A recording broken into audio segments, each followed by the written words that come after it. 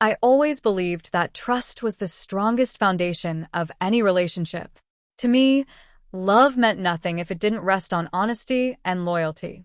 And when I first met Ian, my boyfriend, I was certain he was the kind of person who would never break that foundation. His kindness, his laughter, the way he made me feel safe, everything about him drew me in. We had been together for almost 2 years, and our bond only grew stronger with time.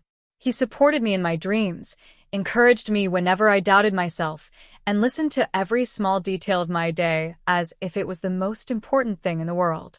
I used to tell my friends, I can trust him with my whole heart. But I didn't know that one night would test everything I thought I knew. It was a cold evening in November when Ian invited me to a small gathering at his friend's house.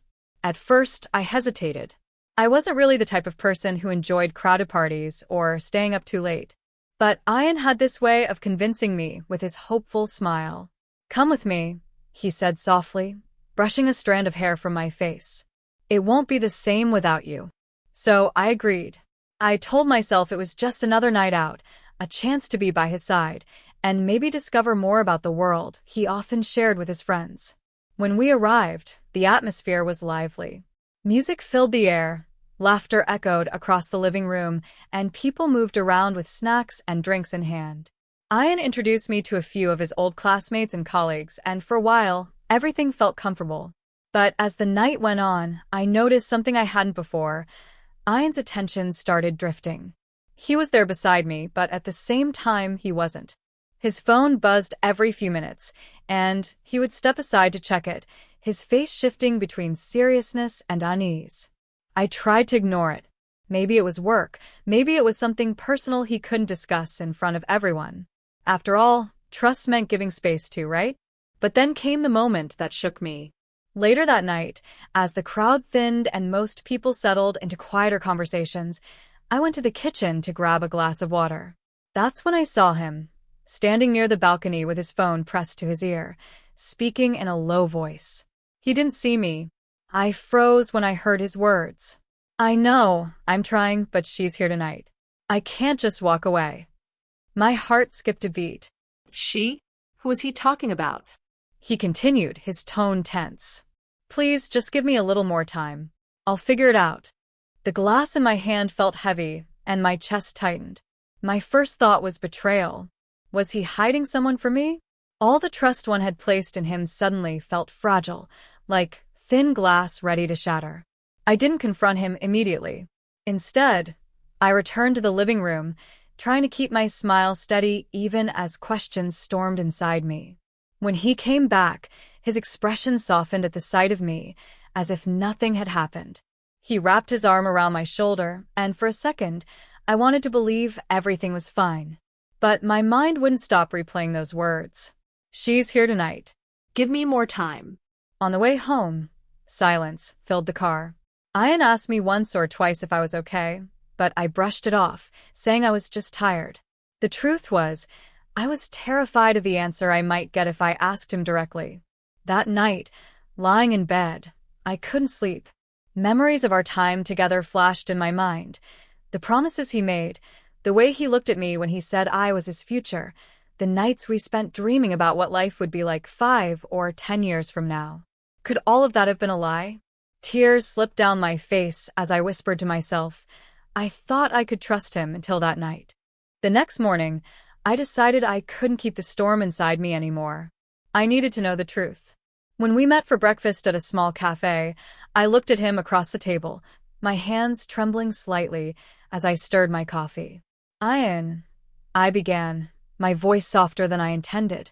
"Is there something you're not telling me?" His eyes flickered with surprise, then worry. "What do you mean?" "I heard you last night," I admitted, my throat tightening. "On the phone. You said you needed more time and you mentioned someone. Who is she?" For a moment, he didn't respond. He just stared at me, his lips pressed tightly together. My heart pounded in the silence between us. Finally, he sighed deeply. "I should have told you earlier," he said, his tone heavy. "It's not what you think." He explained that the person he had been speaking to was his younger sister. She had been going through a difficult time, financial troubles, stress, and personal struggles she didn't want to share with her family. She had begged him to keep it a secret, even from me, because she didn't want anyone else to know until she figured out how to get through it. "I didn't mean to make you feel like I was hiding something from you," he said, his eyes glistening with sincerity. "I just promised her I'd protect her privacy. I thought I could handle it, but I realize now that I should have trusted you too." Relief washed over me, but it came with guilt as well. I had been so quick to assume the worst, so quick to let doubt overshadow the love we had built. I reached across the table and took his hand. "I should have asked you sooner instead of letting my fears control me. I'm sorry." He squeezed my hand gently. "No, I'm the one who should be sorry. You deserve honesty. You deserve to know everything, even the difficult parts of my life." That day, something changed between us. Trust wasn't just about believing someone blindly. It was about communication, about being willing to face the uncomfortable truths together instead of apart. Over the weeks that followed, Ian opened up more, not only about his sister, but about his own fears and insecurities. And I shared mine too. The moments I doubted myself, the times I questioned if I was good enough. We rebuilt what was shaken that night, brick by brick, with patience and understanding. Months later, when his sister finally overcame her struggles and personally thanked me for standing by Ian, I realized something important. Relationships are not about perfection. They are about endurance. They are about standing in the storm together and learning that trust is not unbreakable. It's something you choose to protect every single day. That night may have shattered me for a moment, but it also taught me what real love looks like. Not flawless, but resilient. And as I look back now, I smile and think to myself, I thought I could trust him until that night. And because of that night, I learned how to trust him even more.